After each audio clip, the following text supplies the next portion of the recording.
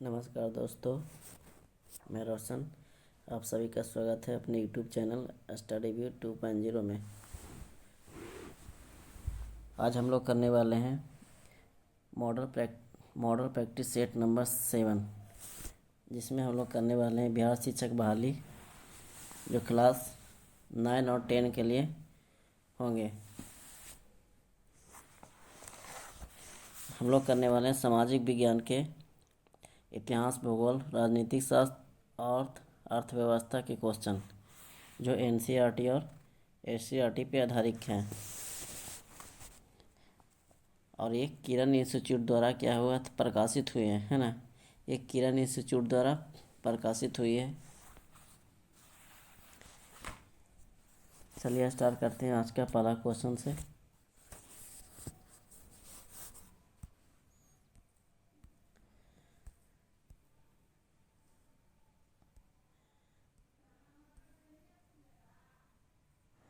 बोला जा रहा है आज का पहला क्वेश्चन, मुझे नहीं मालूम क्या कानूनी है या क्या गैर कानूनी।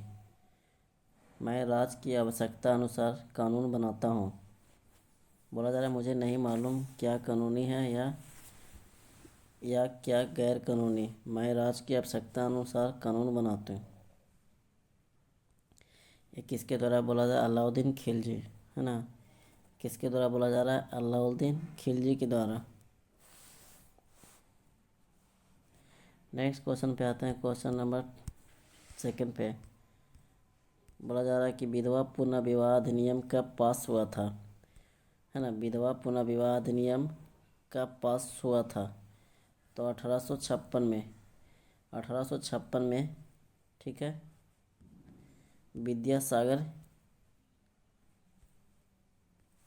विद्यासागर ने ब्रिटिश सरकार से विधवा पुनर्विवाह पर कानून बनाने का अनुरोध किया। उसके बाद 1856 में विधवा पुनर्विवाह अधिनियम द्वारा विधवा विवाह को वैध करार देते हुए इनसे पैदा होने वाले बच्चों को वैध माना गया। पूरा नाम क्या है? ईश्वरचंद विद्यासागर, है ना। इनका पूरा नाम है ईश्वरचंद विद्यासागर। नेक्स्ट क्वेश्चन पे आते हैं। क्वेश्चन नंबर 3 पे 1878 में किस वायसराय ने वर्नाकुलर प्रेस एक्ट पारित किया था? 1878 में किस वायसराय ने वर्नाकुलम प्रेस एक्ट को क्या क्या पारित किया था? तो पारित करने की बात आता है तो लॉर्ड लीटन, है ना। लॉर्ड लीटन के द्वारा 1878 में पारित किया था। इस कानून को वर्ष 1880 और 1880 से 84 द्वारा इसको निरस्त कर दिया गया। इस कानून को लॉर्ड रिपन के द्वारा, है ना, 1880 से 84 ईस्वी के बीच, यानी 1881 में, है ना। 1881 में इस 1881 ईस्वी में इसको क्या कर दिया गया? निरस्त कर दिया गया, यानी समाप्त कर दिया गया। नेक्स्ट क्वेश्चन पे आते हैं। क्वेश्चन नंबर 4 पे सूची 1 को सूची 2 से सुमेलित करना है और सूचियों के नीचे दिए गए कोटों का उपयोग करके सही उत्तर का चयन करना है। सूची 1 में एक तरफ दिया गया पुस्तक, एक तरफ दिया गया रचना, है ना। किनकी रचना है? तो इसको देख लेते हैं। पहला आंसर 4 1 2 3, 4 1 2 3 के साथ मैच करना है। तो इसका क्या हो जाएगा? 4 1 2 3। यहाँ लिख देते हैं 4 1 2 और 3। महाभाष्य हो जाएंगे तो पतंजलि हो जाएंगे। महाभाष्य पतंजलि। कुमार संभव, है ना। कुमार संभव की बात करें तो कालिदास। अष्टाध्यायी की बात करें तो पाणिनि। अर्थशास्त्र की बात करें तो चाणक्य, ठीक है। महाभाष्य पतंजलि, कुमार संभव, कालिदास, अष्टाध्यायी, पाणिनि, अर्थशास्त्र, चाणक्य। नेक्स्ट क्वेश्चन पे आते हैं। क्वेश्चन नंबर 5 पे यूनानी राजदूत मेगास्थनीज किसके दरबार में भारत आया था? यूनानी राजदूत जो मेगास्थनीज था किसके दरबार में भारत आया था? तो ये हो जाएंगे चंद्रगुप्त मौर्य के दरबार में, है ना। ये क्या हो जाएंगे? चंद्रगुप्त चंद्रगुप्त मौर्य के दरबार में भारत आए थे। नेक्स्ट क्वेश्चन, और उसके अनुभव के अनुसार भी अपनी पुस्तक इंडिका में उल्लेख किया है ना। किस पुस्तक में? ये अपनी पुस्तक इंडिका में उसने उल्लेखबद्ध किया है। अगला क्वेश्चन आता है 6 पे, निम्नलिखित में से किस सिख गुरु के नेतृत्व में सिख राजनैतिक एवं सैनिक शक्ति के रूप में संगठित हुए? तो किस गुरु के हो जाएंगे? गुरु गोविंद सिंह के हो जाएंगे, है ना। गुरु गोविंद सिंह, इन्होंने 1699 ईस्वी में क्या किए थे? गुरु गोविंद सिंह खालसा पंथ के गठन किए थे। खालसा पंथ के गठन किए थे 1699 ईस्वी में। नेक्स्ट क्वेश्चन पे आते हैं। क्वेश्चन नंबर 7, 1773 के रेगुलेटिंग एक्ट द्वारा स्थापित गवर्नर जनरल की परिषद में कौन सदस्य नहीं था? तो सदस्य इसमें नहीं पूछा जा रहा, तो क्रॉसिन्स, है ना। क्रॉसिन्स है जो सदस्य नहीं थे। मॉनसन्स जो सदस्य थे। वारबेल सदस्य थे। यहाँ पे क्या हो जाएगा? फ्लेबरिंग, क्लेबरिंग नहीं होगा, यहाँ पे क्या हो जाएंगे? फ्लेबरिंग, है ना। फ्लेबरिंग सदस्य थे, ठीक है। इसके अलावा एक और थे, फिलिप, जो रेगुलेटिंग एक्ट परिषद के सदस्य थे, है ना, फिलिप्स। नेक्स्ट क्वेश्चन आते हैं सोम प्रकाश समाचार पत्र का प्रकाशन किसने प्रारंभ किया था? किसने प्रारंभ किया था, है ना, ये पूछा जा रहा है। तो ईश्वर चंद्र विद्यासागर के द्वारा। ईश्वर चंद्र विद्यासागर के द्वारा वर्ष 1859 में 1859 में, है ना, द्वारकानाथ विद्याभूषण के संपादन में की थी। द्वारकानाथ विद्याभूषण के संपादन में की गई थी। यह एक क्या था? संस्कृत प्रेस से आने वाली साप्ताहिक पत्र था। संस्कृत प्रेस से आने वाला साप्ताहिक पत्र था। नील आंदोलन में इसके योगदान के लिए याद किया जाता है। सोम प्रकाशन को नील आंदोलन में इसको योगदान के लिए याद किया जाता है।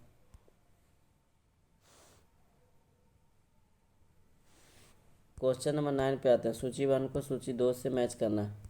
सूची 1 एक तरफ सूची 1 दिया गया है, एक तरफ सूची 2 दिया गया है, ठीक है। यहाँ पे देख लेते हैं। फर्स्ट में बोला जा रहा है, इसको हम लोग कूट देख लेते हैं पहला, ठीक है। कूट में क्या दिया गया है? कूट, है ना, 4 3 1 और 2, है ना। 4 3 1 और 2 के साथ मैच करते हैं।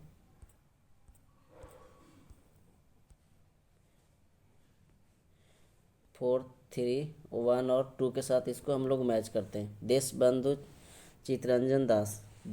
चितरंजन दास हो जाएंगे बसंती देवी। इसका क्या हो जाएंगे? बसंती देवी, पत्नी का नाम। उसके बाद लाला लाजपत राय हो जाएंगे राधा देवी। महात्मा गांधी कस्तूरबा गांधी हो जाएंगे, ठीक है। मोतीलाल नेहरू की बात करते हैं तो हो जाएंगे स्वरूप रानी। देशबंधु चितरंजन दास बसंती देवी, लाला लाजपत राय राधा देवी, महात्मा गांधी हो जाएंगे कस्तूरबा गांधी, मोतीलाल नेहरू स्वरूप रानी हो जाएंगे, ठीक है।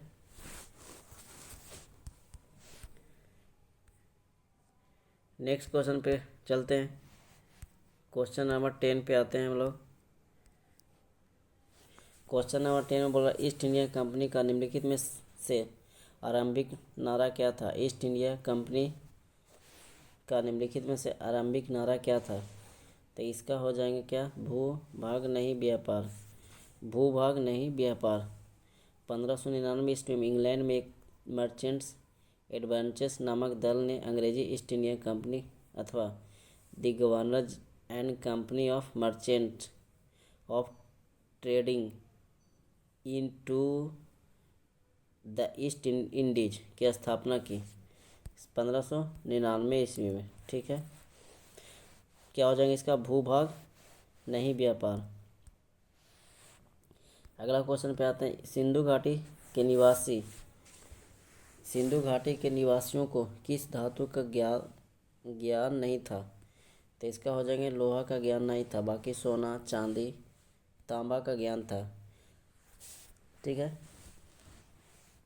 सोना, चांदी, तांबा का क्या था? ज्ञान था।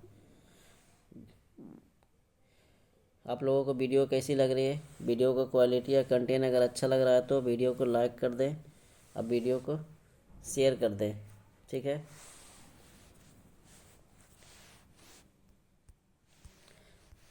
अगला क्वेश्चन बोला जा रहा है कि प्राचीन भारत में निम्नलिखित में से किस शासक ने जैन धर्म स्वीकार कर संन्यास लिया? तो जैन धर्म स्वीकार कर किसने संन्यास लिया था? जय चंद्रगुप्त मौर्य ने, है ना। चंद्रगुप्त मौर्य ने कब किया था ये? 298 ईसा पूर्व में, 298 ईसा पूर्व, ठीक है। 298 ईसा पूर्व में क्या किए थे? जैन धर्म स्वीकार किया था। और क्या किए? ये उपवास के द्वारा क्या हो गई? इनकी मृत्यु हो गई, है ना। जैन धर्म स्वीकार करने वाले ये जैन भद्रबाहु के द्वारा, जैन मुनि कौन थे?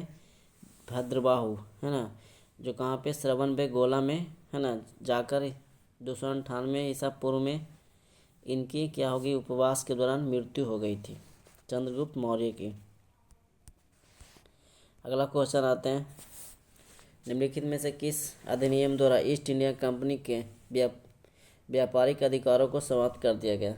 व्यापारिक अधिकारों को समाप्त कर दिया गया तो 1813 के चार्टर एक्ट द्वारा, है ना, 1813 के चार्टर एक्ट अधिनियम के द्वारा इसको क्या कर दिया गया था? समाप्त कर दिया। किंतु चीन और चाय के व्यापार को एक अधिकार चलता रहा। चीनी और चाय का व्यापार क्या होता रहा? चलता रहा। अगर वीडियो अच्छा लग रहा है तो वीडियो को सब्सक्राइब जरूर कर दें, ताकि और ऑल नोटिफिकेशन पे क्लिक कर दें, ताकि यहाँ से जितने भी वीडियो आप लोगों के लिए डाला जाएगा वो आपके पास नोटिफिकेशन के माध्यम से पहुँच जाएगी। नेक्स्ट क्वेश्चन पे आते हैं। 1830 की क्रांति के बाद बोरबॉन राजवंश के बाद कौन राजवंश सफल हुआ? तो 1830 की क्रांति के बाद बोरबॉन राजवंश के बाद कौन सा राजवंश सफल हुआ? तो ऑरेलियंस राजवंश, है ना। क्या हुआ थे? ऑरियल राजवंश। नेक्स्ट क्वेश्चन पे आते हैं।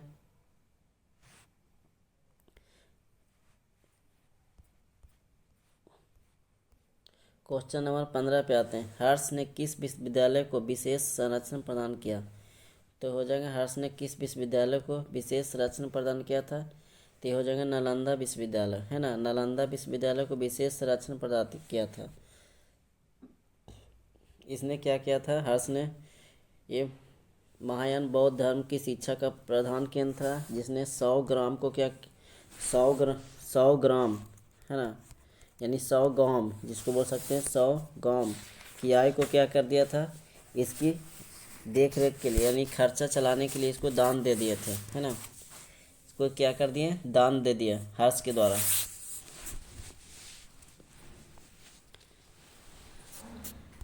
नेक्स्ट क्वेश्चन पे आते हैं। क्वेश्चन नंबर 16 पे, किसने एक अलग राज्य के रूप में बिहार की स्थापना में महत्वपूर्ण योगदान दिया था?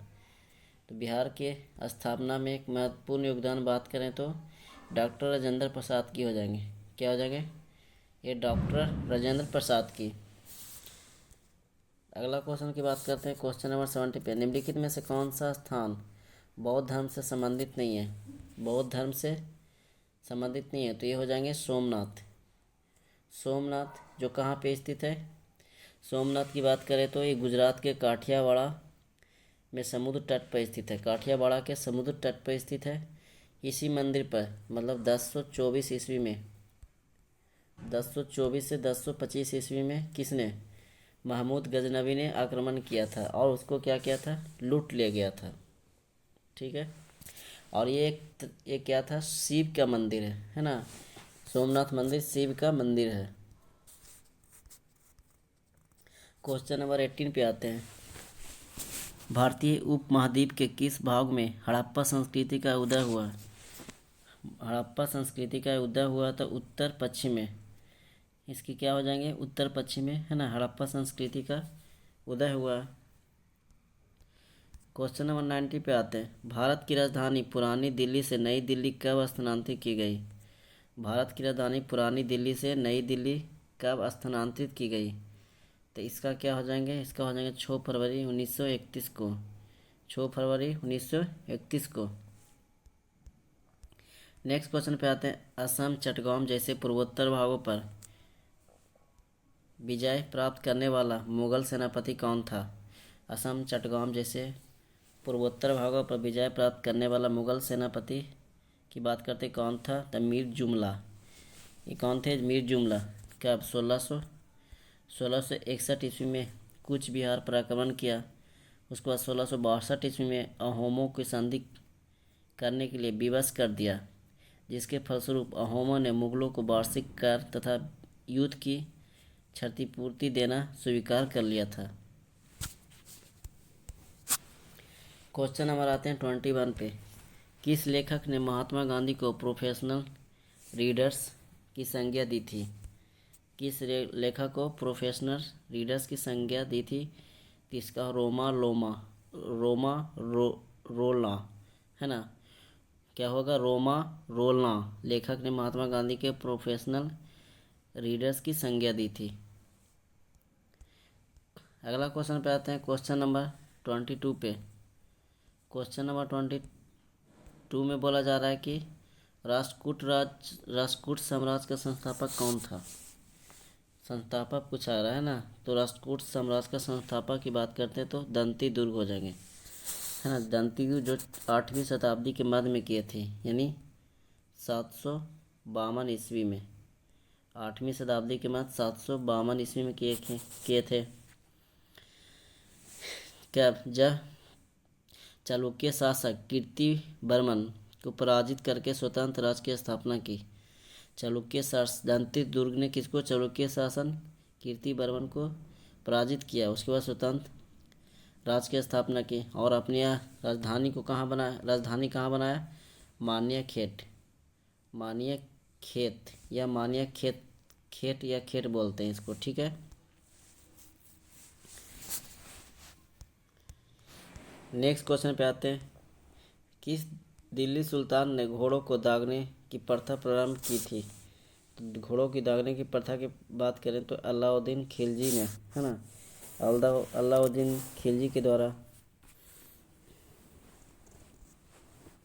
इसने सैनिकों को अक्ता प्रदान करने की प्रथा को समाप्त कर दिया। एक घोड़ा रखने वाले अश्वरोही सैनिक का वार्षिक वेतन लगभग 23 टका थी, है ना। 23 टका निश्चित हुआ और 2 आस्था सैनिक को अर्थात 78 टका वार्षिक आय अतिरिक्त प्रदान किया जाता था, ठीक है। अगला क्वेश्चन आते हैं 24 पे। निम्नलिखित में से कौन सही सुमेलित है?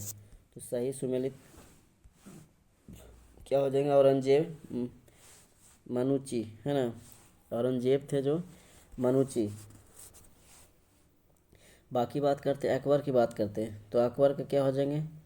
अकबर को हो जाते हैं, अगर सही की बात करते हैं तो राउल फिंच हो जाएंगे, है ना। अकबर के क्या हो जाएंगे? राउल फिंच। जहांगीर की बात करते हैं तो विलियम हॉकिंस हो जाएंगे। उसके बाद शाहजहाँ की बात करते हैं तो पीटर मुंडी। क्या हो जाएंगे? पीटर मुंडी या मुंडो, ठीक है। नेक्स्ट क्वेश्चन पे आते हैं। क्वेश्चन नंबर 25 पे। क्वेश्चन नंबर 25 पे। नेक्स्ट क्वेश्चन पे आते हैं। Question number 25।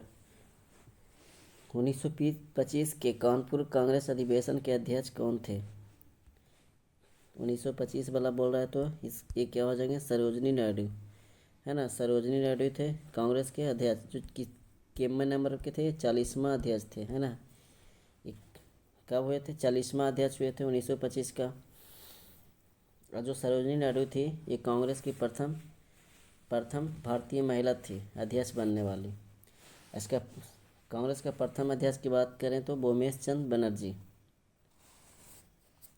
अगला क्वेश्चन पे आते हैं। क्वेश्चन नंबर 26 पे। कोलकाता में 88 डिग्री 30 सेकेंड पूर्वी देशांतर यदि सूर्योदय प्राप्त 6:10 में ऊपर होता है तो मुंबई में 73 डिग्री 0 मिनट पूर्वी देशांतर में सूर्योदय का समय क्या होगा। बोला जा रहा है कोलकाता में 88 डिग्री 30 मिनट पूर्वी देशांतर यदि सूर्योदय प्रातः 6:10 पर होता है। कितने बजे? 6:10 पे। वही मुंबई की बात करें तो 73 डिग्री 0 मिनट पूर्वी देशांतर में सूर्योदय का समय क्या होगा। तो इसको हम लोग देख लेते हैं, इसका सूर्योदय का समय क्या होगा।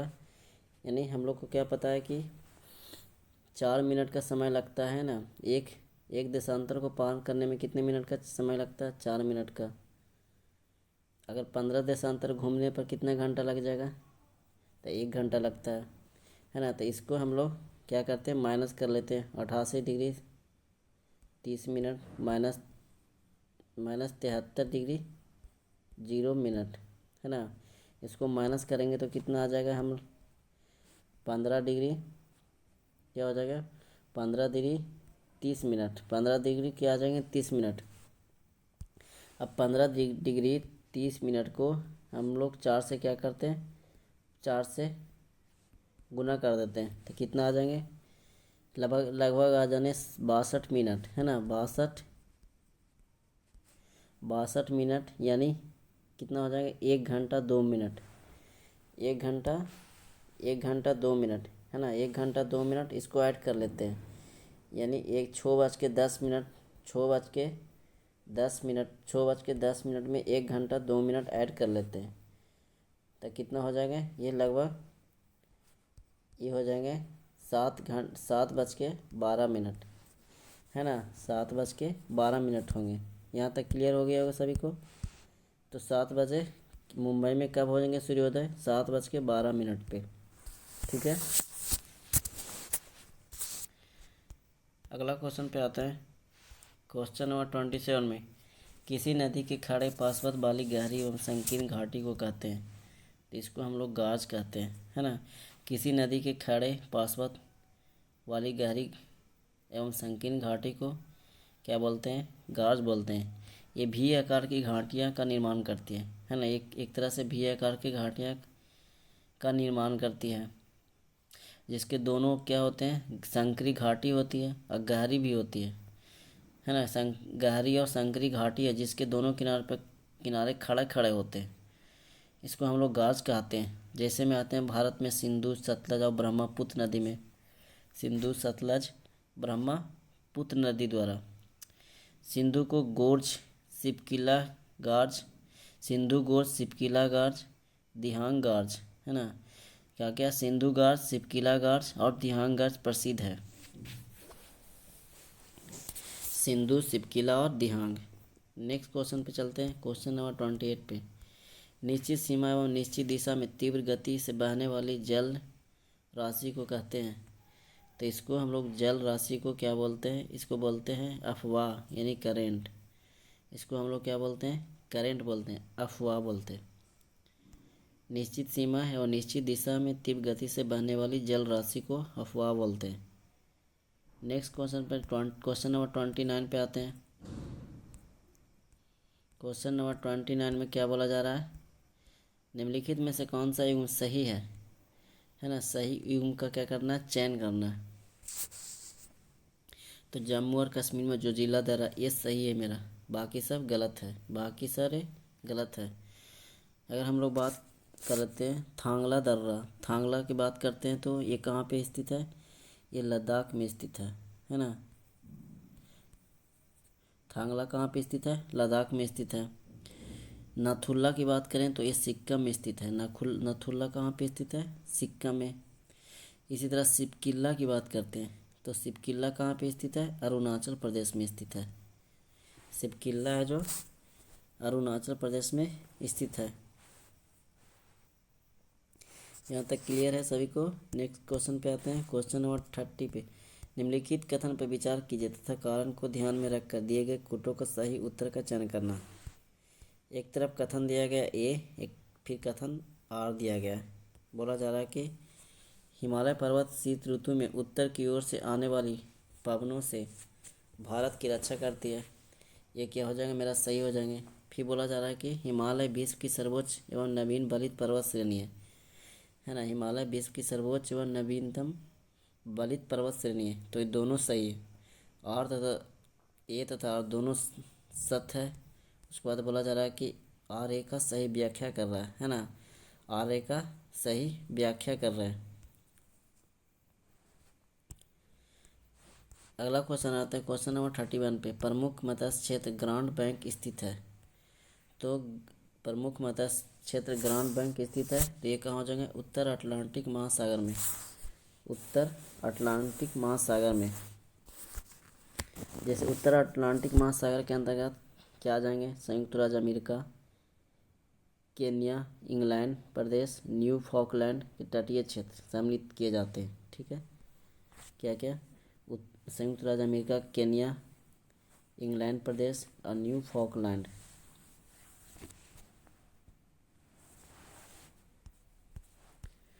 क्वेश्चन नंबर 32 पे आता है। निम्नलिखित में से कौन सा नगर जापान का मैनचेस्टर कहा जाता है?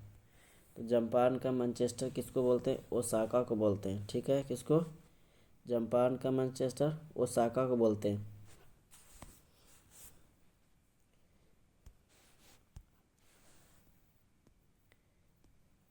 अगला क्वेश्चन पे आते हैं। सूची 1 को सूची 2 से मैच करना। एक तरफ देश है, एक तरफ कृषि का उत्पादन दिया गया। ठीक है, इसको हम लोग देख लेते हैं कोड की सहायता से। इसका कोड क्या है? 3421 है ना। क्या क्या दिया गया? 3421। इसको हम लोग मैच करते हैं 3421 के साथ। पहला लिखेंगे 3 4 फिर 2 फिर 1, यानी ऑस्ट्रेलिया का क्या हो जाएगा? 3 नंबर गेहूँ। मिस्र का क्या हो जाएंगे? 4 नंबर यानी कपास। उसके बाद क्यूबा का क्या हो जाएंगे? 2 नंबर गन्ना। बांग्लादेश का क्या हो जाएंगे? जूट।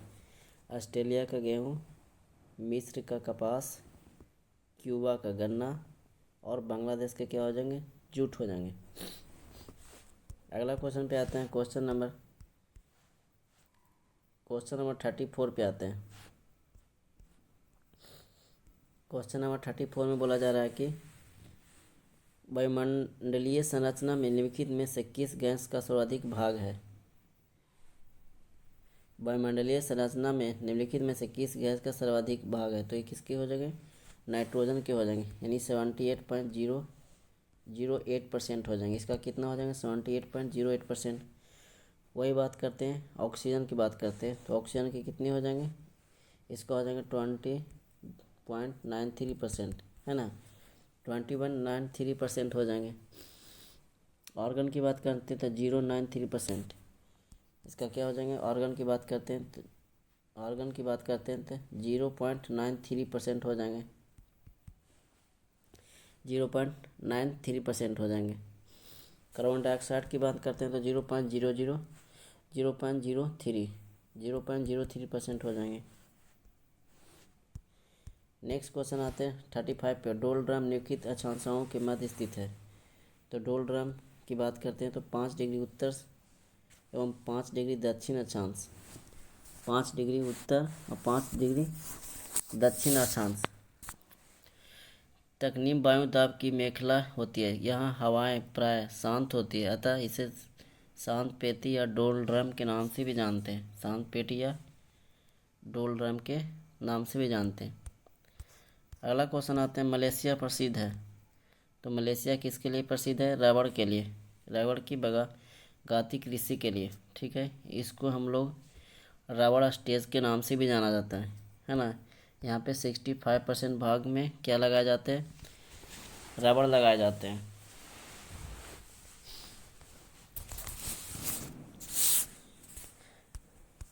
नेक्स्ट क्वेश्चन पे आते हैं। क्वेश्चन नंबर 37 में। बिहार के कुल भौगोलिक क्षेत्र का वनाच्छादित प्रतिशत है लगभग। तो कितने प्रतिशत है? लगभग हो जाएंगे 7%, है ना।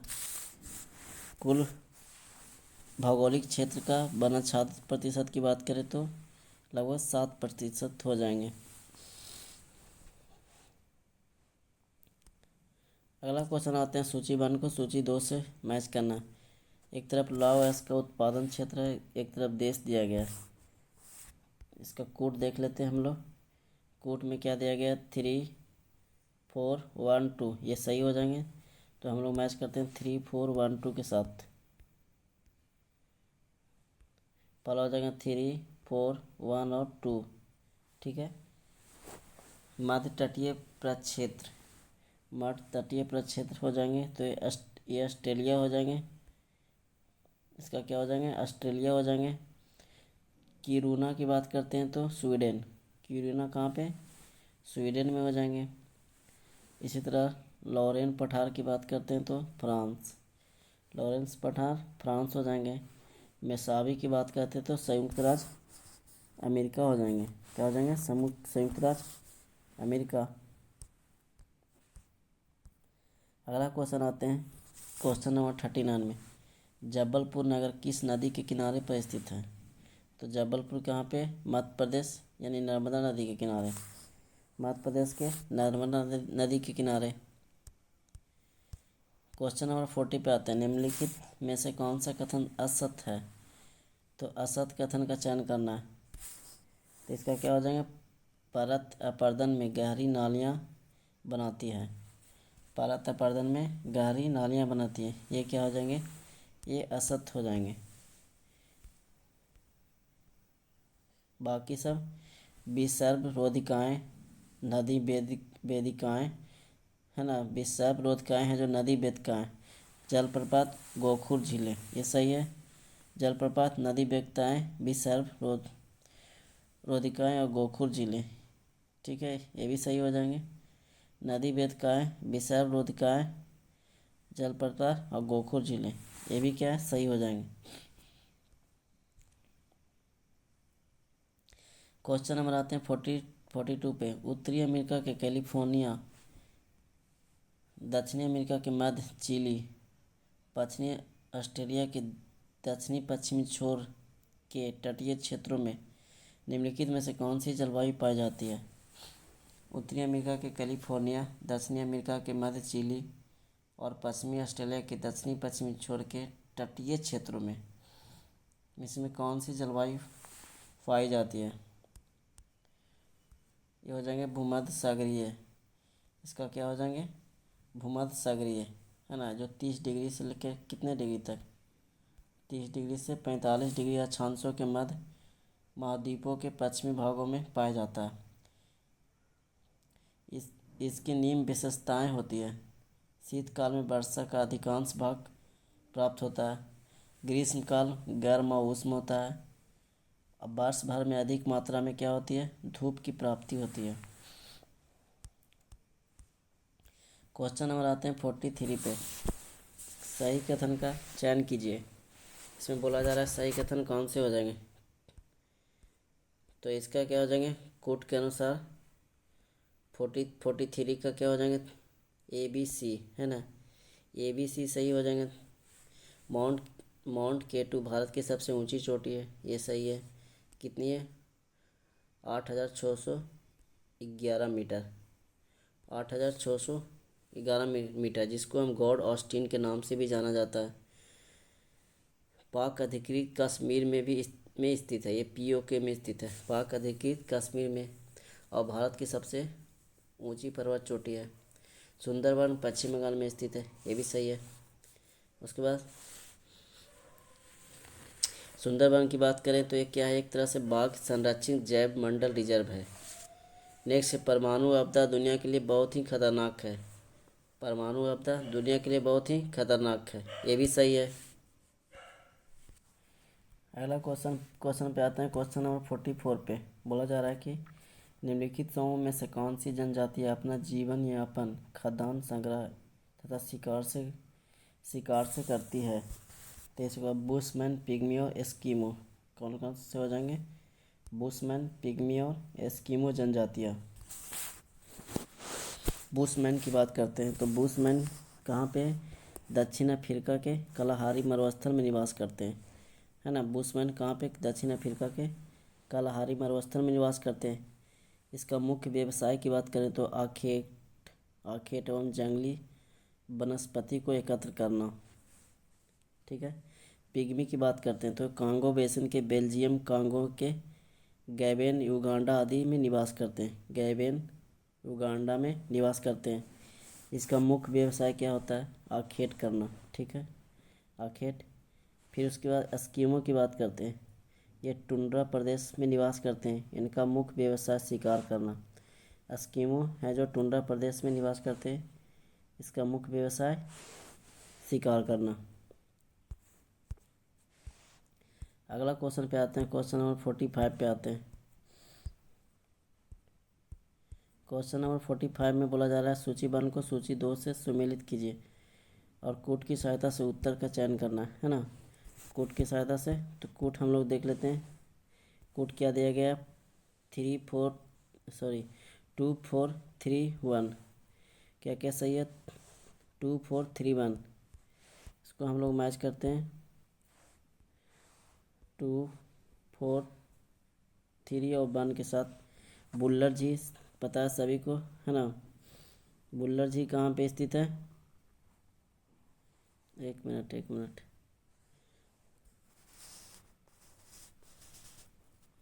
बुल्लर झील कहाँ पे स्थित है, हाँ जम्मू कश्मीर, ठीक है। बुल्लर झील जम्मू कश्मीर। लोनार झील की बात करें तो महाराष्ट्र में है। पुलकट झील की बात करें तो तमिलनाडु। लोकटक झील की बात करें तो मणिपुर, है ना। लोकटक झील मणिपुर।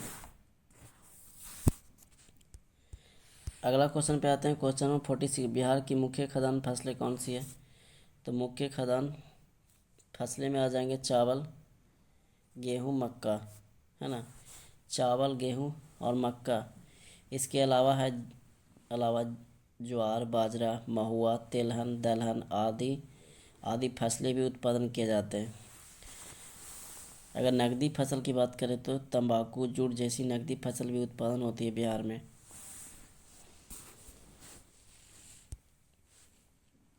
नेक्स्ट क्वेश्चन पे आते हैं, क्वेश्चन नंबर 47 पे।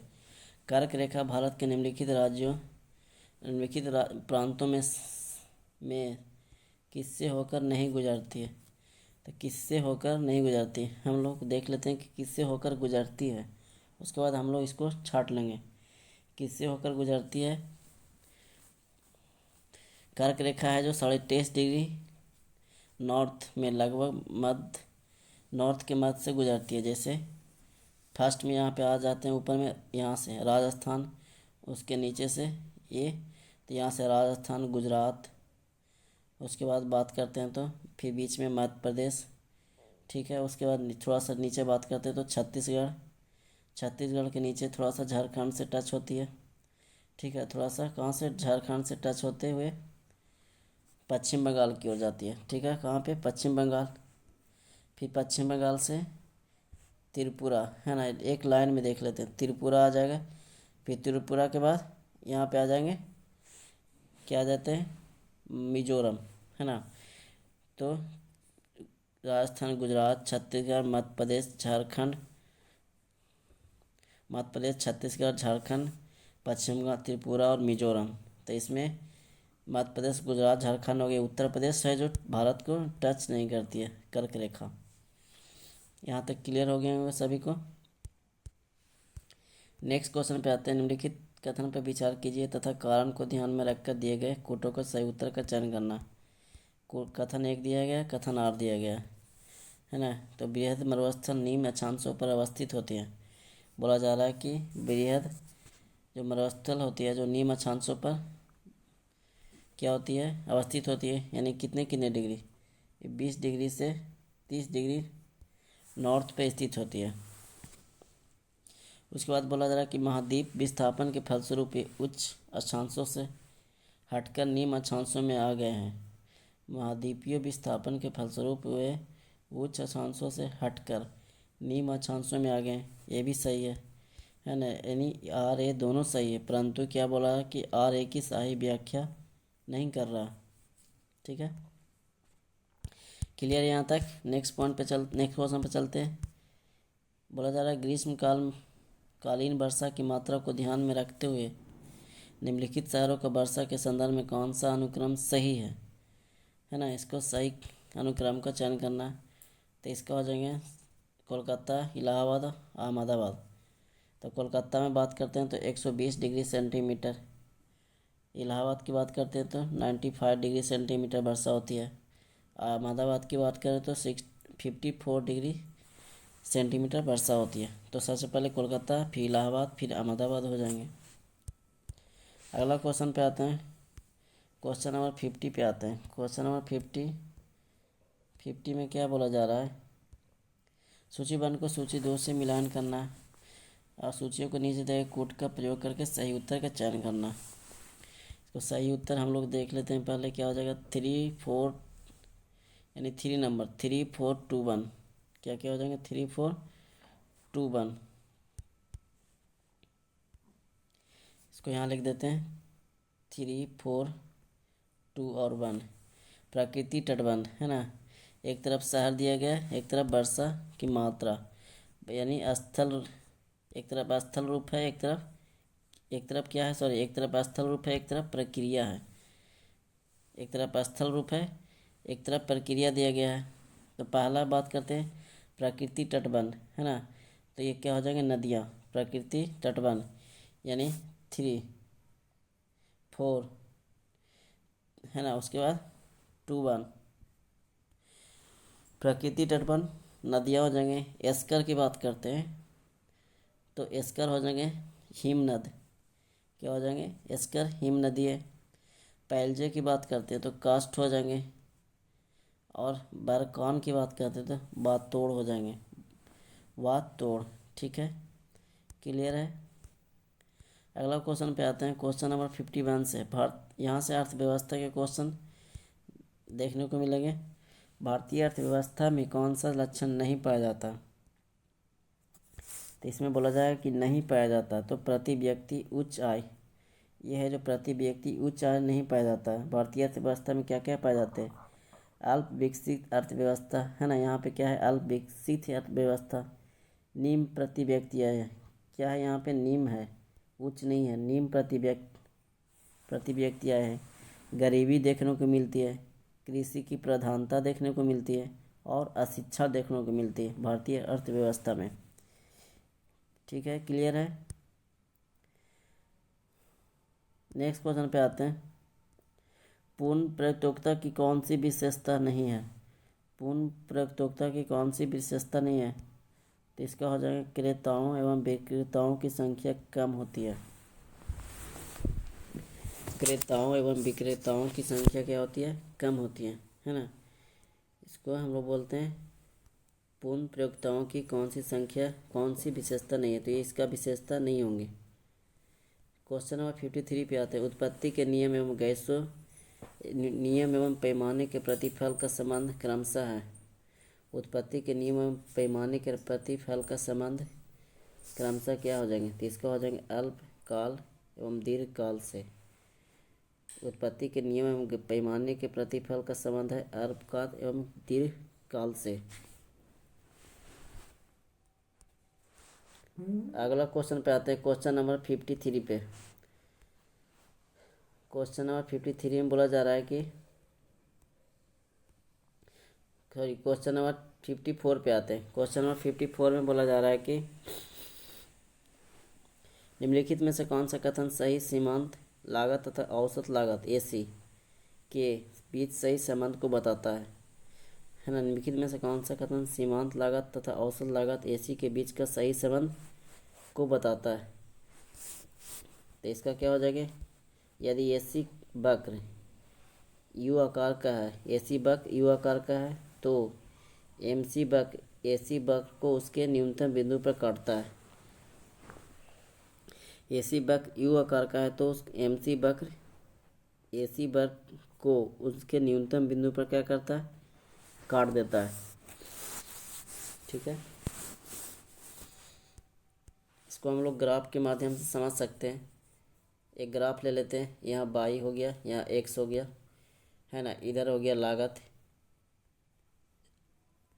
इधर लागत हो गया, इधर क्या हो गया, इधर श्रम हो गया। ठीक है, इसके बाद यहाँ से हम लोग ग्राफ बना लेते हैं इस टाइप से। ये हो गया एएमसी, ठीक है, ये वाला ग्राफ हो गया जो एसी है ना, इस टाइप के ग्राफ बन जाएंगे हम लोग। ये हो गया, ये न्यूनतम बिंदु पे काट रहा है, यहाँ पे एमसी वक्र एसी को उनके न्यूनतम बिंदु पर क्या कर रहा है, कटिंग कर रहा है। अगला क्वेश्चन आता है, वर्तमान में कागजी मुद्रा को किस रूप में किस रूप में मुद्रा अधिकाधिक प्रयोग हो रहा है? कागजी मुद्राओं तो प्लास्टिक मनी के रूप में। प्लास्टिक मनी की शुरुआत हुई थी 1950 ईस्वी से। 1950 ईस्वी के दशक में, जैसे में क्रेडिट कार्ड, डेबिट कार्ड, ऐसे अन्य मनी कार्ड को इंगित करने के लिए इस शब्द का हम लोग सटीक प्रयोग करते हैं, प्लास्टिक मनी। नेक्स्ट क्वेश्चन पे आते हैं, क्वेश्चन नंबर 56 पे। सही कथन का क्या है? सही कथन का चयन करना है। तो वितरण का आधुनिक सिद्धांत मांग और पूर्ति का सिद्धांत है। वितरण का आधुनिक सिद्धांत मांग और पूर्ति का सिद्धांत है। अगला क्वेश्चन पे आते हैं 57 पे। आर्थिक विकास की निम्न अवस्थाओं में से किस एक का उल्लेख रोस्टोव ने नहीं किया? किन एक का उल्लेख रोस्टोव ने नहीं किया? तो एकाधिकार पूंजी की अवस्था क्या हो जाएंगे? एकाधिकार पूंजी की अवस्था हो जाएंगे। अगला क्वेश्चन पे आते हैं, भारत में राष्ट्रीय आय का अनुमान किया जाता है। भारत में राष्ट्रीय आय का अनुमान किया जाता है केंद्रीय सांख्यिकी संगठन के द्वारा। केंद्रीय सांख्यिकी संगठन के द्वारा इसकी स्थापना हुई थी 1951 में, है ना। इसकी स्थापना की गई थी 1951 में की गई थी। अगला क्वेश्चन पे आते हैं, क्वेश्चन नंबर 59 पे आते हैं। क्वेश्चन नंबर 59 पे आते हैं, नीति आयोग के संबंध में निम्नलिखित में से कौन सा कथन सही है? कौन से कथन सही है? तो इसका हो जाएंगे, देख लेते हैं। एक और दो सही हो जाएंगे, है ना। एक और दो इसमें सही हो जाएंगे। नीति आयोग की स्थापना 1 जनवरी 2015 को हुई थी, ठीक है। प्रधानमंत्री नीति आयोग के पदेन अध्यक्ष होते हैं, ये भी सही है। यानी दोनों क्या हो जाएंगे? सही हो जाएंगे। नेक्स्ट क्वेश्चन पे चलते हैं, क्वेश्चन नंबर 60 पे। सार्वजनिक आय एवं व्यय के अंतर को पूरा किया जा सकता है। सार्वजनिक आय एवं व्यय के अंतर को पूरा किया जा सकता है। तो इसको किसके द्वारा पूरा किया जा सकता है? उपरोक्त सभी, है ना। क्या हो जाएंगे इसका? उपरोक्त सभी के द्वारा, बाजार से उधार लेकर, दूसरों देशों से उधार लेकर, नई मुद्रा को क्या करता है? निर्गमित करके, ठीक है। बाजार से उधार लेकर, दूसरों देशों से उधार लेकर, नई मुद्रा का निर्गमित करके, ये सही हो जाएंगे सभी। क्वेश्चन नंबर 61 पे आते हैं, संविधान के कौन से संशोधन द्वारा संविधान में नागरिकों के मौलिक कर्तव्य जोड़े गए? तो मौलिक कर्तव्य की बात करते हैं तो ये कौन से संशोधन हो जाएंगे? 1976 के 42वें संशोधन, है ना। 1976 के 42वें संशोधन, जिसमें भाग की बात करते हैं तो भाग 4 के का में अनुच्छेद 51 के तहत रखा गया है। मौलिक कर्तव्य को भाग 4 के अनुच्छेद 51 के के तहत रखा गया है।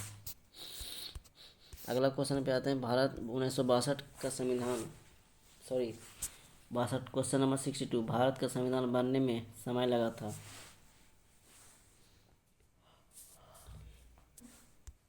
इसका क्या हो जाएगा? 2 वर्ष 11 महीना 18 दिन।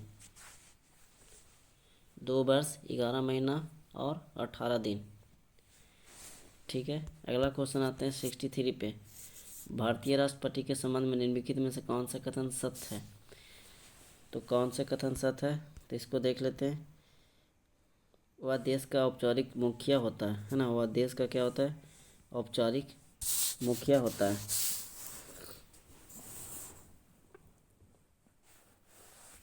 राष्ट्रपति के चुनाव की बात करते हैं तो निर्वाचन मंडल के सदस्यों द्वारा किया जाता है, जिसमें सदस्य के दोनों सदनों और राज्य की विधानसभाओं के केवल निर्वाचित सदस्य होते हैं। राज्य की विधानसभाओं के केवल निर्वाचित सदस्य ही होते हैं। अगला क्वेश्चन आता है 64 पे। सर्वाधिकारवाद में व्यक्ति की अपेक्षा निम्नलिखित में से किसे अधिक महत्व दिया जाता है? सर्वाधिकारवाद में व्यक्ति की अपेक्षा किसे अधिक महत्व दिया जाता है? तो इसका हो जाएगा राज्य की, है ना। इसका क्या हो जाएंगे? राज्य को सर्वाधिक महत्व दिया जाता है सर्वाधिकारवाद में। अगला क्वेश्चन पे आते हैं, सामाजिक आर्थिक उपबंधों का वर्णन भारतीय संविधान के किस शीर्षक के अंतर्गत मिलता है? तो हो जाएगा नीति निर्देशक तत्वों में, है ना। नीति निर्देशक तत्वों में हो जाएंगे, जो कहाँ से 36 से 51 के बीच में है। नीति निर्देशक तत्व कहाँ कहाँ से, अनुच्छेद 36 से 51 के बीच में अवस्थित है। सामाजिक आर्थिक उपबंधों का वर्णन भारतीय संविधान के किस शीर्षक के अंतर्गत मिलता है, तो नीति निर्देशक तत्वों में। अगला क्वेश्चन पे आते हैं, क्वेश्चन नंबर 66 पे। जस्टिस शब्द का जस से निकला है, जिस जस का संबंध निम्नलिखित में से किस भाषा से, तो जस का संबंध लैटिन भाषा से हो जाएंगे। इसका संबंध क्या हो जाएंगे, लैटिन भाषा से। संविधान को किस अनुसूची में केंद्र और राज्य के मध्य शक्तियों का विभाजन उपबंधित है, तो अनुसूची की बात करते हैं तो अनुसूची 7वीं अनुसूची में, 7वीं अनुसूची में इसके अंतर्गत 3 अनुसूचियाँ आती है, जैसे संघ सूची, राज्य सूची, समवर्ती सूची। अगर संघ सूची की बात करें तो 100 विषय हो जाएंगे।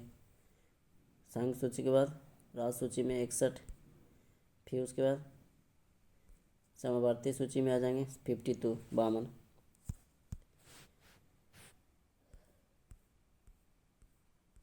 नेक्स्ट क्वेश्चन बात है 68 पे। संविधान प्रारूप समिति के अध्यक्ष डॉक्टर भीमराव अम्बेडकर ने किस अनुच्छेद को संविधान की हृदय कहा या आत्मा कहा है, तो अनुच्छेद 32 के अंतर्गत है ना।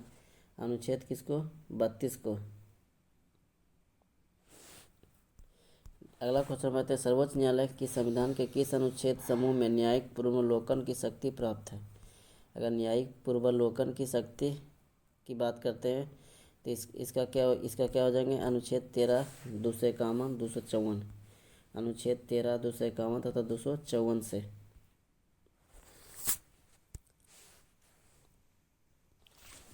नेक्स्ट क्वेश्चन की बात करते हैं, क्वेश्चन नंबर 70। हमारे संविधान के भाग 3 में उपबंधी धर्म की स्वतंत्रता का अधिकार की अभिव्यक्ति किस प्रकार के की गई है, तो इसका हो जाएंगे 1 और 2 दोनों, है ना। 1 और 2 दोनों, नकारात्मक और सकारात्मक, ठीक है। भारतीय संविधान के भाग 3 में अनुच्छेद 25 से 28 के बीच क्या है, धर्म की स्वतंत्रता का अधिकार दिया गया है। जैसे अनुच्छेद 25 में अंतकरण की और धर्म के आपात के रूप में मनाने, आचार और प्रचार करने की स्वतंत्रता है। अनुच्छेद 26 की बात करें तो धार्मिक कार्यों के प्रबंध की स्वतंत्रता है। अनुच्छेद 27 में बात करें तो किसी धर्म की अभिवृद्धि के लिए कार्यों के समुदाय के बारे में स्वतंत्रता है, ठीक है। अनुच्छेद 28 की बात करें तो कुछ शिक्षा संस्थाओं में धार्मिक शिक्षा या धार्मिक उपासना में उपस्थिति होने के बारे में स्वतंत्रता है, ठीक है। यहाँ तक क्लियर है। क्वेश्चन नंबर 71 में आते हैं। हमारे संविधान के किस अनुच्छेद में पर्यावरण का संरक्षण तथा संवर्धन उपबंधी है। पर्यावरण का संरक्षण तथा संवर्धन उपबंधी की बात करें तो अनुच्छेद कितने हो जाएंगे, 48 के काम में, है ना। 48 के का वन तथा वन्य जीवों की रक्षा का प्रयास किया गया है इसमें। क्वेश्चन नंबर 72 पे आते हैं। क्वेश्चन नंबर 72, निम्नलिखित में से कौन सी संघीय सरकार की विशेषता है। अगर संघीय सरकार की विशेषता की बात करते हैं तो इसमें हो जाएंगे 2 और 4, है ना। 2 और 4, शक्तियों का विभाजन, स्वतंत्र न्यायपालिका। शक्तियों का विभाजन, स्वतंत्र न्यायपालिका। संघीय प्रणाली की विशेषता इसमें होते हैं दोहरी राजनीतिक होते हैं। उसके बाद विभिन्न स्तरों के बीच शक्तियों का विभाजन होता है। संविधान की कठोरता होती है, इसमें स्वतंत्र न्यायपालिका होती है, ठीक है। उसके बाद होती है द्विसदनीय व्यवस्था, ठीक है। अगला क्वेश्चन पे आते हैं। क्वेश्चन नंबर 73 पे, किस संविदावादी विचारक ने प्राकृतिक अवस्था का चित्रण शांति, सद्भावना, पारस्परिक सहायता और सुरक्षा की अवस्था के रूप में किया है ना। तो ये क्या हो जाएंगे, लॉक के द्वारा, है ना। जॉन लॉक के द्वारा किया गया था, ठीक है। शांति, सद्भावना, परस्पर की सहायता और सुरक्षा की अवस्था के रूप में किया। क्वेश्चन नंबर 74 पे आता है, राजनीति के बिना इतिहास निष्फल है। इतिहास के बिना राजनीति निर्मूल है। यह कथन निम्नलिखित में से किसका है? तो यह कथन हो जाएगा सीले के द्वारा। किसके द्वारा हो जाएंगे? सीले के द्वारा। राजनीति के बिना इतिहास निष्फल है, इतिहास के बिना राजनीतिक निर्मूल है। यह कथन निम्नलिखित में से किसका है? सीले। अगला क्वेश्चन आता है, संयुक्त राष्ट्र संघ के किस सदस्य को विशेषाधिकार यानी वीटो प्राप्त नहीं है? तो वीटो प्राप्त नहीं की बात करते हैं तो जर्मनी वीटो प्राप्त किसको है? 5 अस्थाई सदस्य का, 5 अस्थाई सदस्य को ही वीटो पावर प्राप्त है। चीन, रूस, ब्रिटेन, चीन, रूस, ब्रिटेन, फ्रांस और अमेरिका को, है ना, वीटो की अधिकार प्राप्त है। संयुक्त राष्ट्र संघ में कुल 15 सदस्य होते हैं, जिसमें 5 अस्थाई और 10 अस्थाई सदस्य होते हैं।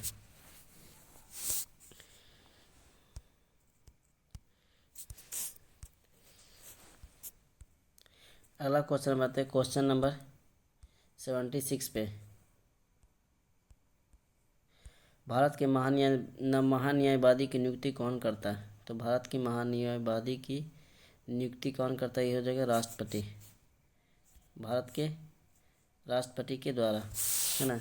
अनुच्छेद 16 के अनुसार जो भारत के राष्ट्रपति की नियुक्ति की जाती है, अनुच्छेद 16 के अंतर्गत।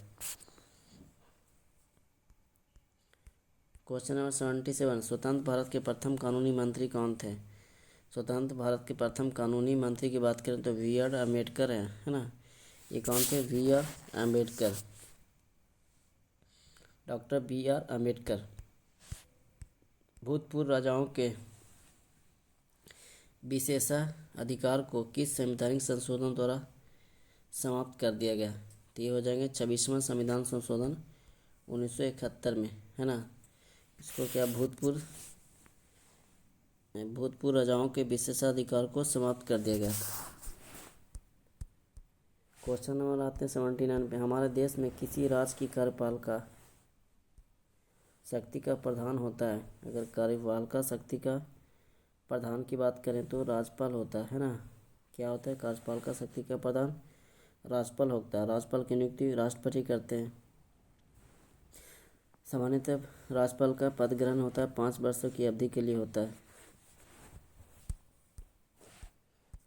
क्वेश्चन नंबर 80, भारतीय संविधान की प्रस्तावना 42वें संविधान संशोधन द्वारा कौन से शब्द जोड़े गए? तो कौन कौन से शब्द जोड़े गए थे? समाजवादी, धर्मनिरपेक्ष तथा राष्ट्र की अखंडता। समाजवादी, धर्मनिरपेक्ष तथा राष्ट्र की अखंडता। 42वें संविधान संशोधन कब हुए थे? 1976 के अंतर्गत। क्वेश्चन नंबर 81 पे आते हैं। क्वेश्चन नंबर 81 में क्या बोला? अंग्रेजों ने मैसूर के साथ कितने युद्ध लड़े थे? तो अंग्रेजों ने मैसूर के साथ 4 युद्ध लड़े थे, है ना। 18वीं शताब्दी के उत्तरार्ध में प्रथम युद्ध था प्रथम आंग्ल मर्सी युद्ध था। कब लड़ा था? 1767 से 1769 में प्रथम हो गया। सेकंड की बात करते हैं तो 1780 से 1784। थर्ड की बात करते हैं तो 1790 से 92। और फोर्थ की बात करते हैं तो 1799 ईस्वी में लड़े थे। ठीक है, आंग्ल मर्सी युद्ध, 4 युद्ध लड़ा गया था। अगला क्वेश्चन आते हैं 82 पे, भारत के संविधान के किस भाग में भारतीय नागरिकों के मौलिक अधिकार वर्णित है? तो भारतीय नागरिकों को मौलिक अधिकार वर्णित है, इसका भाग 3 में हो जाएंगे, है ना। भाग 3 अनुच्छेद 12 से 35 से संबंधित। अनुच्छेद 12 से 35 भाग 3 में मौलिक अधिकार क्या है? वर्णित है, जिसमें हमारा मौलिक अधिकार हैं। क्या कौन कौन से मौलिक अधिकार आ जाते हैं? पहला समता का अधिकार, दूसरा स्वतंत्रता का अधिकार, तीसरा शोषण के विरुद्ध अधिकार, चौथा धार्मिक स्वतंत्रता का अधिकार, पांचवा सांस्कृतिक और शिक्षा का अधिकार, छठा संवैधानिक उपचारों का अधिकार। ये क्या है? हमारे मौलिक अधिकार है। बरगद के पेड़ का वनस्पतिक नाम क्या है ना? तो वो क्या, इसका बरगद के पेड़ का वनस्पतिक नाम फाइकस बेंगलेसिस, सॉरी फाइकस बेंगलेसिस, लेसिस, ठीक है। फाइकस बेंगलेसिस है इसका वैज्ञानिक नाम, या बेंगालेसिस, इसको बोलते हैं फाइकस बेंगालेसिस। यह भारत के सभी भागों में पाया जाता है। क्वेश्चन नंबर 84 पे आते हैं। क्वेश्चन नंबर 84 में क्या बोला जा रहा है कि 1931 में निम्नलिखित में से कौन इंडियन नेशनल कांग्रेस के अध्यक्ष थे। तो 1931 की बात करते हैं तो हो जाएंगे वल्लभ भाई पटेल, सरदार वल्लभ भाई पटेल। कराची के अधिवेशन की अध्यक्षता सरदार वल्लभ भाई पटेल ने की थी। 1931 में कहाँ पे हुए थे, कराची के अधिवेशन, है ना, सरदार वल्लभ भाई पटेल के द्वारा की गई थी। नेक्स्ट क्वेश्चन पे आते हैं। क्वेश्चन नंबर 85 पे आते हैं। क्वेश्चन नंबर 85 में क्या बोला जा रहा है कि तारे रात को आसमान में क्यों टिमटिमाते हैं। तो इसका क्या हो जाएंगे, इसका हो जाएंगे ये अपवर्तन के कारण है, नक्षत्र प्रकाश के वायुमंडलीय अपवर्तन के कारण हो जाएंगे। क्या हो जाएंगे, नक्षत्र प्रकाश के वायुमंडलीय अपवर्तन के कारण हो जाएंगे। अगला क्वेश्चन आते हैं 86 पे। 2011 के जनगणना के अनुसार भारत का सर्वाधिक साक्षर राज्य कौन सा है। तो साक्षर राज्य की बात करते हैं तो केरल की बात करते हैं तो कितना परसेंट हो जाएंगे, 93.91% हो जाएंगे, ठीक है। सबसे कम साक्षर राज्य की बात करते हैं तो बिहार हो जाएंगे, कितना हो जाएंगे, 61.8% हो जाएंगे। बिहार की साक्षरता दर कितना थी, 61.8% थी। नेक्स्ट क्वेश्चन पे आते हैं। दहेज प्रतिषेध अधिनियम कब लागू किया गया था। तो दहेज प्रतिषेध अधिनियम 1961 में लागू की गई थी, है ना, 1961 में लागू की गई थी। भारत का पहला उपग्रह आर्यभट्ट अंतरिक्ष यान कब प्रक्षेपित किया गया था। तो 19 अप्रैल 1975 में की गई थी, है ना, 19 अप्रैल 1975 में कॉस्मस सोवियत संघ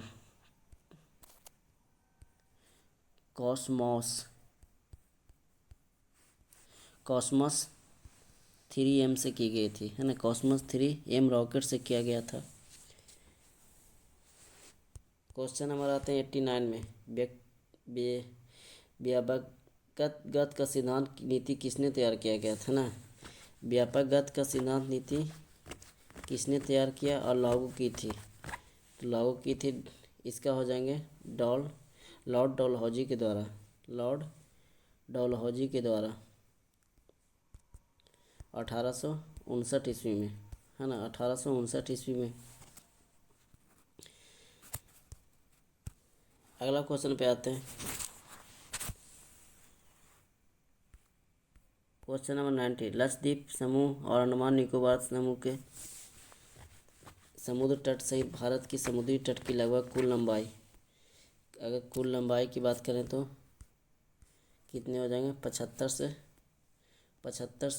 है ना, 75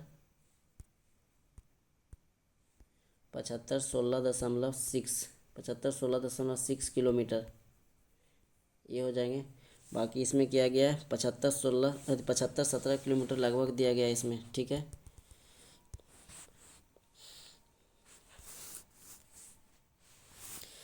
नेक्स्ट पॉइंट पे आते हैं। क्वेश्चन नंबर 91 पे। क्वेश्चन नंबर 91 में यहाँ से कुछ मैथ के क्वेश्चन है, ठीक है। 92, 94, 95। उसके बाद आते हैं कंप्यूटर 96 में। कंप्यूटर फील्ड में OLE का विस्तार क्या है। तो इसको हो जानते हैं, इसका हो जाएंगे object linking and the embedding, object linking and embedding हो जाएंगे, ठीक है, OLE का विस्तार। क्वेश्चन नंबर 97 पे आते हैं। क्वेश्चन नंबर 97 में गदर पार्टी के सह संस्थापक कौन थे। तो लाला हरदयाल के द्वारा सैन फ्रांसिस्को में किए गए थे 1913 ईस्वी में, 1913 13 ईस्वी में सैन फ्रांसिस्को में किए गए थे। गदर पार्टी के साथ संस्थापक। अगला क्वेश्चन पे आते हैं, क्वेश्चन नंबर 98 पे। स्वर्णिम चतुर्भुज परियोजना का शुभारंभ किसने किया था? स्वर्णिम चतुर्भुज परियोजना का शुभारंभ की बात करते हैं तो ये किसके द्वारा? अटल बिहारी वाजपेयी के द्वारा किए गए थे। अटल बिहारी वाजपेयी के द्वारा 1999 में किए गए थे ना। इसका मुख्य उद्देश्य क्या क्या था? इसका 4 महानगरों को जोड़ना, दिल्ली, मुंबई, चेन्नई एवं कोलकाता को जोड़ने वाला क्या था? नेटवर्क था, है ना। 4 महानगरों को जोड़ने वाला एक राष्ट्रीय राजमार्ग है।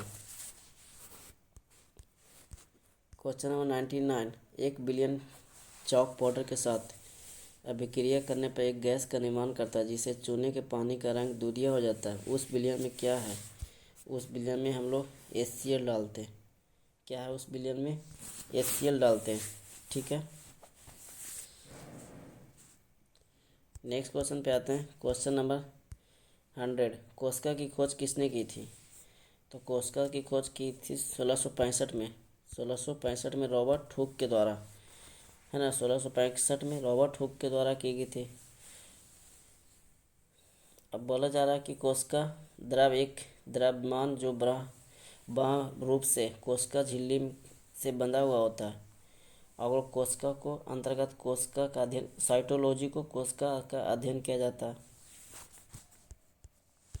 101 पे आते हैं, ने ब्राह्मणी खरोष्टी लिपियों को व्याख्याति किया जिनका उपयोग पहले के शिलालेख के लिए किया जाता था। तो जेम्स प्रिंसेप ने ब्राह्मणी और खरोष्टी लिपि को क्या किया था? व्याख्यात किया जिनका उपयोग पहले के शिलालेख के लिए किया जाता है। अगला क्वेश्चन पे आते हैं, क्वेश्चन नंबर 102 पे। क्षेत्रफल की दृष्टि से विश्व का छठा सबसे बड़ा देश कौन है? क्षेत्रफल की दृष्टि से विश्व का सबसे बड़ा छठा सबसे बड़ा देश की बात करते हैं तो इसका क्या हो जाएंगे, है ना। छठा सबसे बड़ा देश की बात करते हैं तो इसका हो जाएंगे ऑस्ट्रेलिया। क्या हो जाएंगे? ऑस्ट्रेलिया। क्षेत्रफल की दृष्टि से अगर भारत की बात करते हैं तो ये 7वें नंबर पर हो जाएंगे। और सबसे फर्स्ट नंबर पे बात करते हैं तो ये रूस हो जाएंगे। क्या हो जाएंगे? रूस। फर्स्ट नंबर पे रूस, दूसरा नंबर पे कनाडा, तीसरा नंबर पे संयुक्त राज्य अमेरिका। रूस, कनाडा, संयुक्त राज्य अमेरिका, चीन, ब्राज़ील, है ना। रूस, कनाडा, संयुक्त राज्य अमेरिका, चीन, ब्राज़ील। छठा पे ऑस्ट्रेलिया, फिर 7वां पे भारत। नेक्स्ट क्वेश्चन पे आते हैं, श्वसन प्रक्रिया में ग्लूकोज जैसे जटिल कार्बनिक यौगिक ऊर्जा प्रदान करने के लिए क्या होते हैं? इसमें ATP के रूप में टूट जाते हैं। क्या होते हैं? ATP के रूप में ये टूट जाते हैं। श्वसन प्रक्रिया में ग्लूकोज जैसे जटिल कार्बनिक यौगिक ऊर्जा प्रदान करने के लिए ATP के रूप में टूट जाते हैं। नेक्स्ट क्वेश्चन आता है 104 पे। वर्ष 2018 में आयुष्मान भारत योजना का आरंभ से किया गया था। तो ये झारखंड के रांची से किया गया था। झारखंड के रांची से किया गया था। तो प्रधानमंत्री जन आरोग्य योजना है ना। क्वेश्चन नंबर 105 पे आते हैं, पृथ्वी को सूरज की पराबैंगनी किरणें से कौन सुरक्षित रखता है? तो ये हो जाएगा ओजोन। इसकी ऊंचाई की बात करें तो 15 किलोमीटर से 35 किलोमीटर तक। इसकी ऊंचाई कितना हो जाएगा? 15 किलोमीटर से 35 किलोमीटर के ऊपर समतापमंडल में उच्च ओजोन सांद्रता वाला क्षेत्र है जो सूरज से पराबैंगनी किरणें से क्या करती है? हमको बचाती है।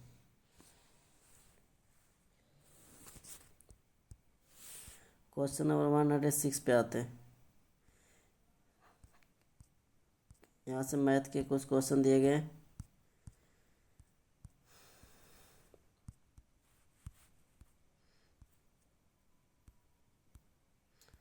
बोला जा रहा है सैनिक विद्रोह के दौरान कौन गवर्नर जनरल थे? तो सैनिक विद्रोह के दौरान हो गया 1857 में हुए थे लॉर्ड कैनिंग। क्या थे ये? लॉर्ड कैनिंग थे, है ना। और जो 1858 में भारत के प्रथम वायसराय बने थे। 1858 में भारत के प्रथम वायसराय लॉर्ड कैनिंग को बनाया गया था। अगला क्वेश्चन पे आते हैं, ओपेक का मुख्यालय कहाँ स्थित है? तो ओपेक का मुख्यालय की बात करें तो ये जिनेवा वियना में स्थित है ना। ये कहाँ पे स्थित है? ये वियना में स्थित है। ओपेक क्या है? एक पेट्रोलियम निर्यात देशों का संगठन है जो इसकी स्थापना 1960 में की गई थी।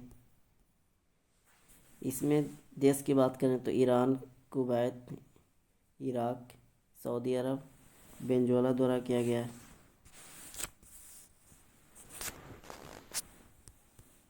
अगला क्वेश्चन पे आते हैं, किस नदी के विस्तार क्षेत्र को राष्ट्रीय जलमार्ग 2 कहा जाता है?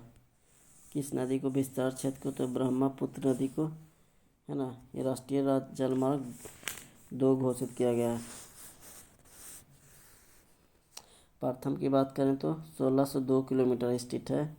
जो प्रथम राष्ट्रीय जलमार्ग है प्रयागराज से हल्दिया तक, है ना, प्रयागराज से हल्दिया तक। क्वेश्चन नंबर 114, आधुनिक आवास सारणी में तत्वों को ऊर्ध्वाधर स्तंभों में विन्यासित किया गया है। कितने ऊर्ध्वाधर स्तंभों में बात करें तो 18 ऊर्ध्वाधर स्तंभों में विन्यासित किया गया है। प्रत्येक कॉलम को एक समूह कहा जाता है। समूह के सभी तत्वों को रासायनिक और भौतिक गुण के समान होते हैं क्योंकि उनमें बाहरी इलेक्ट्रॉनों की संख्या क्या होती है? समान होती है। क्वेश्चन नंबर 115 पे चलते हैं। चिपको आंदोलन की तरह निम्नलिखित में से किसका लक्ष्य उत्तर कन्नड़ जिले में वनों की रक्षा करना है? चिपको आंदोलन के समानते हो जाएंगे अपिको आंदोलन, है ना। ये कर्नाटक में शुरू हुई थी। अपिको आंदोलन कहाँ पे? पश्चिमी घाट के कर्नाटक के उत्तर कन्नड़ जिले में हुआ था। उत्तर कन्नड़ जिले में हुआ है। अगला क्वेश्चन पे आते हैं, राइबोसोम जो होता है, राइबोसोम प्रोटीन होते हैं एक तरह से। राइबोसोम क्या होते हैं? ये प्रोटीन होते हैं। राइबोसोम विशिष्ट कोशिकांग है और यह प्रोकैरियोटिक्स या यूकैरियोटिक दोनों कोशिकाओं में पाए जाते हैं। ठीक है।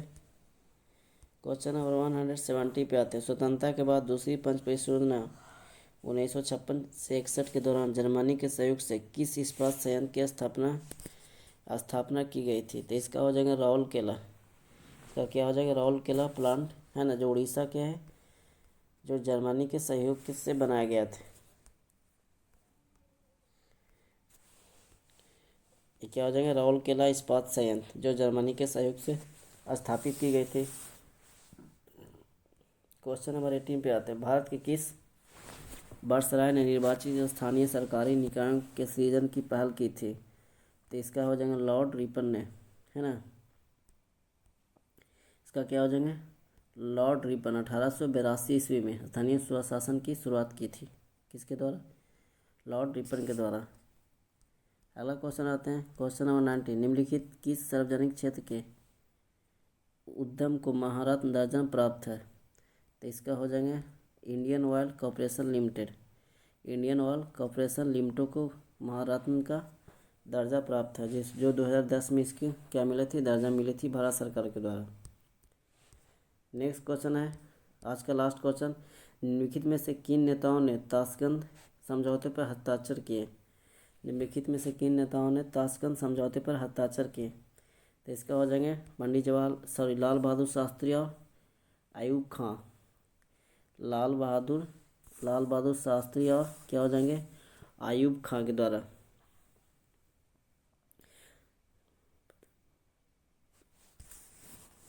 बोला जा रहा है कि इसमें भारत और पाक युद्ध को क्या करने के लिए, इसको हल करने के लिए दोनों को क्या हुए थे? ताशकंद समझौते पे हस्ताक्षर किए थे, है ना। जो दोनों पे क्या किए थे? हस्ताक्षर किए थे। और ये अयूब खान कहाँ के? ये अयूब खान थे जो पाकिस्तान के प्रधानमंत्री थे।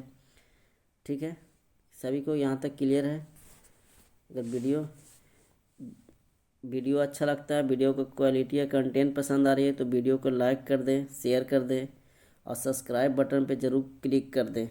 उस पर ऑल नोटिफिकेशन पे जाकर क्लिक कर दें ताकि जो भी वीडियो हम यहाँ से अपलोड करें वो आप लोगों के पास नोटिफिकेशन के ज़रिए पहुँच जाए। ठीक है, धन्यवाद।